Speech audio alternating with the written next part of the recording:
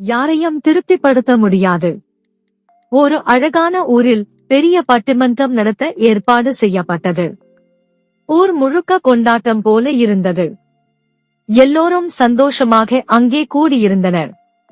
மன்றத்தின் முன்னால் 2 நண்பர்கள் விவாதிக்க ஆரம்பித்தார்கள். முதல் நண்பர் உற்சாகமாக சொன்னான், ஏறி பேசணும், உருமாறணும். மக்கள் எல்லாரும் உன்னை கவனிக்கணும். அதை கேட்ட 2வது நண்பர் உடனே கோபமாய் சீறினான், ஏறச் சொன்னேனா? நீ என்னை எருதாக நினைக்கிறாயா என்று அவன் கண்டிக்க ஆரம்பித்தான். அதை பார்த்த முதல் நண்பர் சிரித்துவிட்டு அமைதியாக சொன்னான், சரி, அப்படி இல்லன்னா இறங்கி மெதுவாக பேசு, எல்லாரும் புரிஞ்சுக்கிற மாதிரி பேசணும். இதை கேட்ட 2வது நண்பர் இன்னும் கோபத்தோடு, இறங்கச் சொன்னேனா? என்னை நொண்டி மாதிரி பலவீனமாக நினைக்கிறாயா என்று கூச்சலிட்டான்.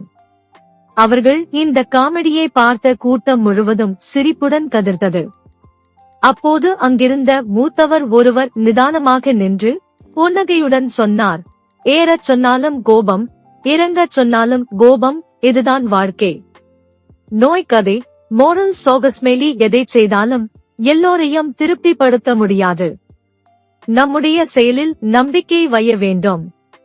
பழமொழி, ஏறச் சொன்னால் எருதுக்கு கோபம், இறங்கச் சொன்னால் நொண்டிக்கு கோபம். முருகப்பெருமானை நம்பினால். சேனலை லைக் செய்யவும், உங்கள் எண்ணங்களை கமெண்ட் செய்யவும், வீடியோவை பகிரவும் மற்றும் சேனலுக்கு குழு சேரவும்.